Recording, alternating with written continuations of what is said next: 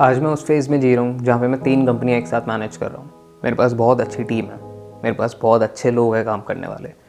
लोग मेरी बातें मानते हैं, मेरे ऑर्डर सुनने चाहते हैं, मेरे अंडर काम करते हैं। मैं एम्प्लॉइज़ नहीं बोलता उन्हें, टीम है वो मेरी। यॉर्क स्टोर की टीम अलग है, एडॉन प्लस की टीम अलग है। अकेडमी में अकेले ऑपरेट करता हूँ, 2-3 हेल्पर्स हैं बस, और मेरा यूट्यूब चैनल जिस पे थोड़े से मेरी फैमिली मेम्बर्स हेल्प कर देते हैं।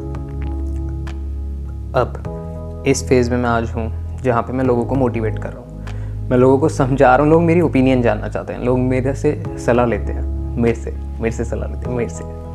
मैं हूँ कौन, मैं कहाँ था, मैं क्या किस लेवल पे था, आज उसकी बात करते हैं।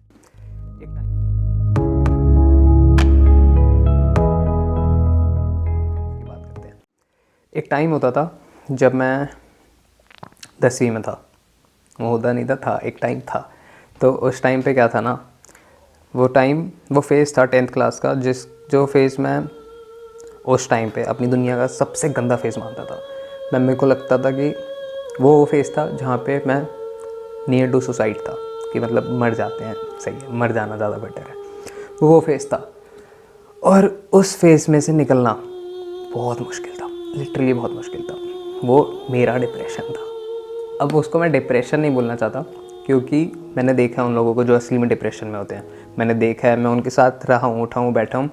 मैंने उनको देखा है दवाइयाँ लेते हुए, डॉक्टर्स के पास जाते हुए, डिप्रेशन में हरकतें करते हुए। वो नहीं कर रहा था मैं, बट मैं था। और वो इनिशियल स्टेज जो होती है ना, मैं उस स्टेज पे था। वो डिप्रेशन की स्टेज, मेरी डिप्रेशन की स्टेज। मैं 6 महीने strict, no cell phone, nothing. Family से बात नहीं करता था, मम्मी से बात नहीं करता था, पापा से बात नहीं करता था, बहन से बात नहीं करता था, दोस्तों से बात नहीं करता था, खुद से बात नहीं करता था। मैं कुछ नहीं करता था। मैं सिर्फ रोता था। मैं उठता था, मैं सोता था, मैं रोता था, मैं उठता था, मैं सोता था, मैं रोता था, बस खत्म। और कुछ नहीं कर रहा मैं। अब वो स्टेज में मैं आज की डेट में मैं उस स्टेज को ना अपनी दुनिया की बेस्ट स्टेज मानता हूँ, क्योंकि उसकी वजह से मैं आज ऐसा हूँ। मैं आज अच्छे डिसीजन ले पा रहा हूँ, मैं आज अच्छा समझ पा रहा हूँ, सोचने समझने की मेरी क्षमता बढ़ गई वो फेज की वजह से। आज बात करते हैं उसकी।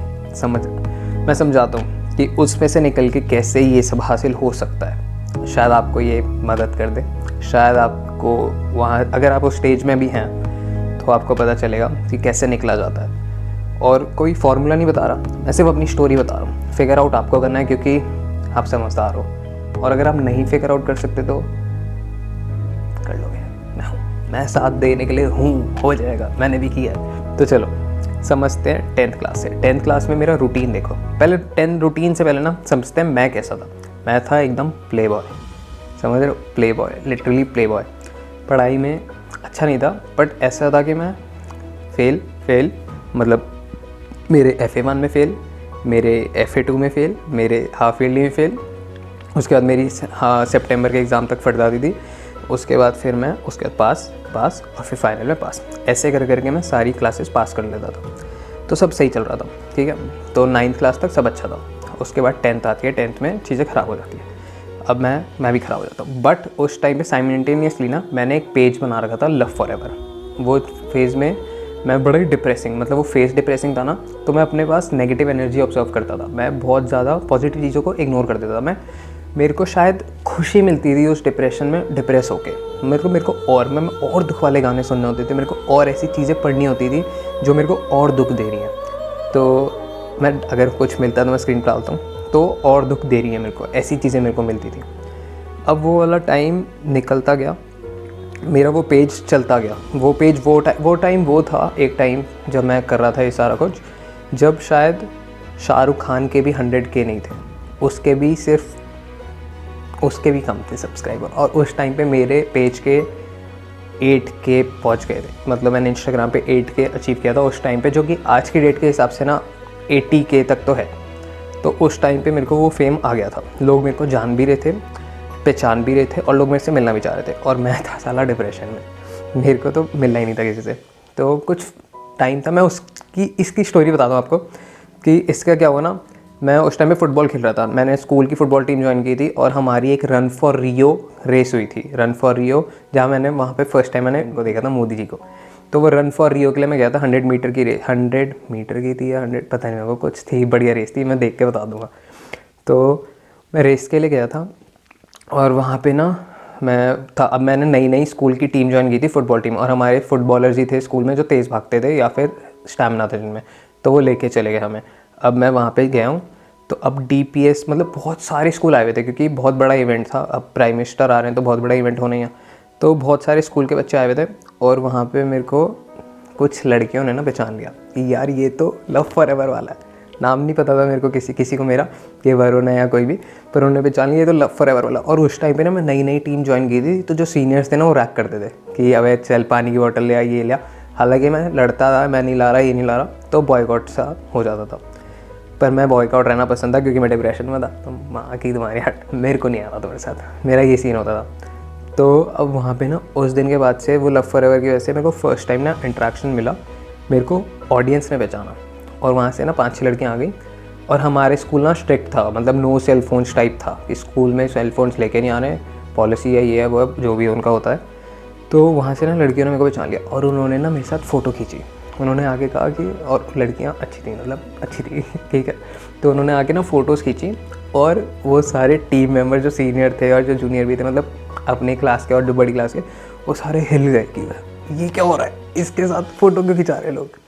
तो उसके बाद से मैं फ़ुटबॉल टीम में ना अब सबका दोस्त बनता जा रहा हूँ। तो अब जो मेरा कैप्टन था, जो हमारे और फुटबॉल टीम के अच्छे प्लेयर्स थे, अब वो मेरे को सिखा रहे हैं फुटबॉल, ठीक है। अब मेरा यहाँ से स्टार्ट होता है फुटबॉल के लिए प्यार और लव फॉर एवर के लिए चीज़ें। मैंने कुछ कांड वांड कर रखे थे बड़े गंदे से, तो मेरे से ना फ़ोन वोन सब छीन लिया था, मेरे पास कुछ भी नहीं था। घर पे मैं किसी से बात नहीं करता था, लड़ाई हुई थी सबसे, मैं बिल्कुल अपने रूम में रहता था, रोता रहता था। सच में रोया हूँ, मतलब मैं इतना रोया हूँ कि बहुत रोया हूँ कि मतलब मेरा पिल्लो तुम मेरे आंसू से धो सकते हो, इतना मैंने पानी डाल दिया होगा उनमें।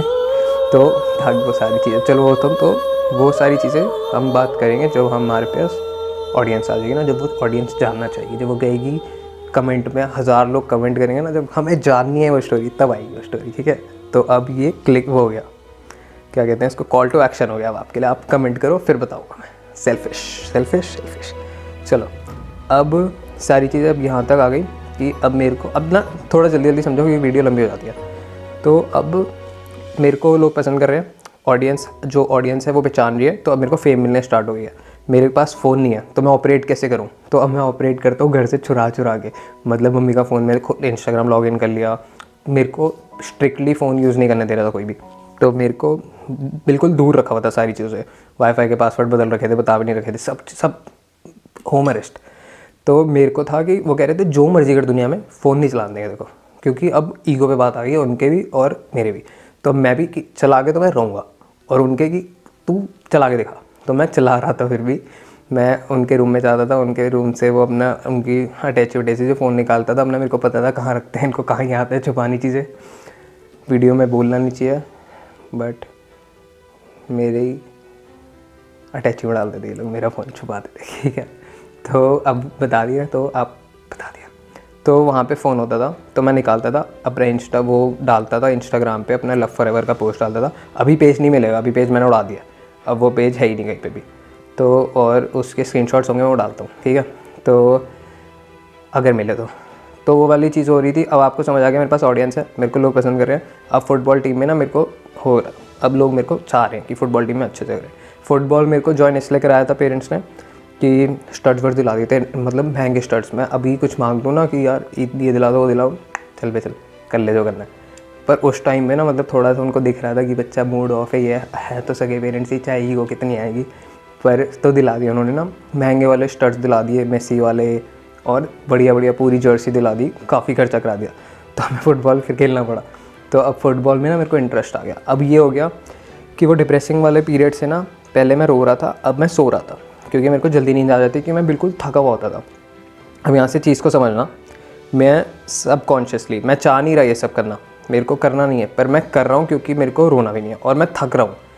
तो अगर आप इस सिचुएशन में, और अगर आपको निकलना है इस सिचुएशन से बाहर, तो कैसे निकलोगे ना, एक कोई चीज़ को पकड़ लो, चाहे वो चीज़ पसंद हो या ना पसंद हो, वो बस आपको थका दे, वो इतना थका दे कि आप अपना दिमाग ना यूज़ कर पाओ।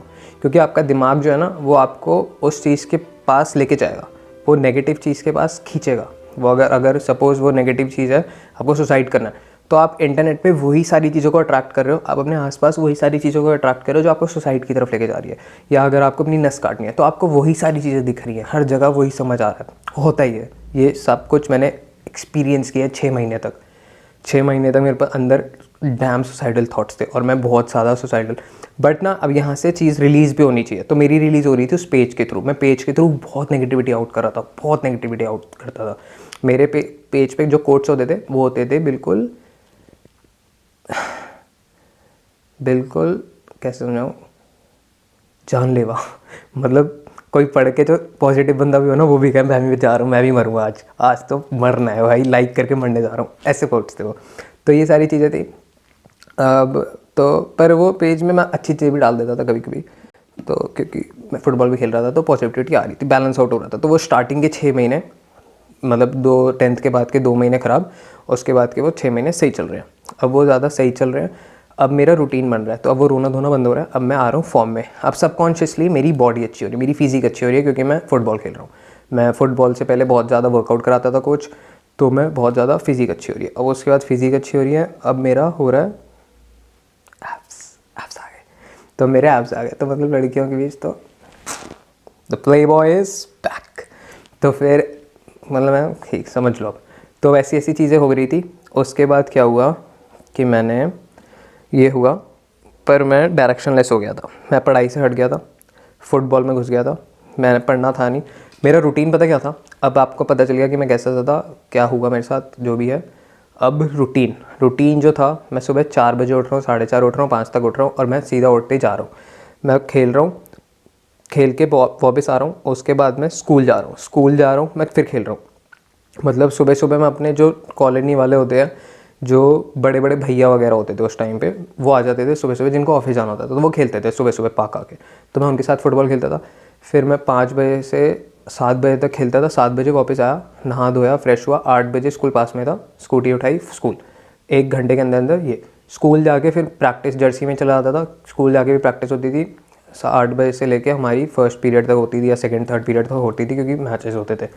तो मैं फुटबॉल खेल रहा हूँ, इतना ज़्यादा फुटबॉल खेल रहा हूँ कि मैं पूरा ड्रेन आउट हूँ, बहुत ज़्यादा थका हूँ कि बस बैठ चाहिए और मैं सो जाऊँगा। और फिर मैं क्या करता था, मैं सो जाता था और फिर मैं उठता था, फिर मैं थोड़ा रो लेता था। सच में रोता था मैं, अभी हंस रहा हूँ पर उस टाइम में मैं रो लेता था। तो वो वाली सिचुएशन होती थी और फिर मैं वापस बैक टू नॉर्मल, मतलब बैक टू सेम। फिर सुबह उठ रहा हूँ, जा रहा हूँ, मैगी बना रहा हूँ, खा रहा हूँ, बहुत यही चलता रहा। उसके बाद ये सिचुएशन नहीं, अब आते हैं एग्ज़ाम। मतलब अब मैं अपने फर्स्ट सेमेस्टर में फ़ेल हूँ सारे सब्जेक्ट्स में। उसके बाद ये कितने चौड़े में बता रहा हूँ क्या फ़ेल हूँ, तो मैं फ़ेल था सबके सारे सब्जेक्ट्स में। उसके बाद अब क्या होता है, जल्दी जल्दी मैं फ़ेल हो गया, अब मैं निकल गया आगे। अब वो फेज़ आ गया जब हमको कह दिया गया, स्टूडेंट्स चूज़ योर स्ट्रीम्स, आप क्या स्ट्रीम लेना चाहते हैं आप हमें अभी बता दीजिए, फिर हम उस हिसाब से आपको उसमें डाल देंगे। तो वो जज करने वाले थे हमारे फर्स्ट एग्ज़ाम के, जो सितंबर वाले फर्स्ट मिड टर्म वाले एग्ज़ाम पे जज करने वाले थे वो लोग। अब वहाँ से मैं तो फेल था सब में, तो मेरे को जाना था, मैं चाहता था पर्सनली जाना नॉन मेड में। मैं काम कर रहा हूँ अभी सारा कॉमर्स वाला, बिज़नेस सब कुछ।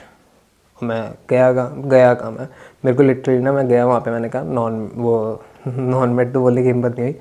मैंने जाके वहाँ पे बोला मेरे को चाहिए कॉमर्स विद मैथ्स। उन्होंने कहा आपको हम देखेंगे कि स्कूल में रखना है या बाहर करना है। तो सच में उन्होंने बोला था कि आपको देखेंगे हम कि स्कूल में आगे बढ़ाना ही है या बाहर ही कर दें, यही रोक लेंगे आपको, तो आप तो हमारे पास ही रहो, आप तो कहाँ जा रहे हो, आगे आगे क्या करोगे, यहीं रहो, आप हमारे साथ रहो। तो ये सीन हो गया था। मैं चलता कि जो करने कर ले चल, ठीक है। अब वो वापस आके मैं जाके बैठ गया, मैंने कहा, तो उन्होंने कहा पर लिखना तो है, तो मैंने कहा कॉमर्स लिख दो, विदाउट लिख दो, चाहे कोई टेंशन नहीं है, पर कॉमर्स लिख दो। मेरे को जाना नहीं था कॉमर्स में, मेरे को जाना नॉन मेड में था, या फिर मेरे को पता ही नहीं था कहाँ जाना है। नॉन मेड में इसलिए जाना था क्योंकि सारे दोस्त जा रहे हैं, तो वही वाला सीन, मतलब डायरेक्शनलेस बेवकूफ़, वो सारा सब चल रहा।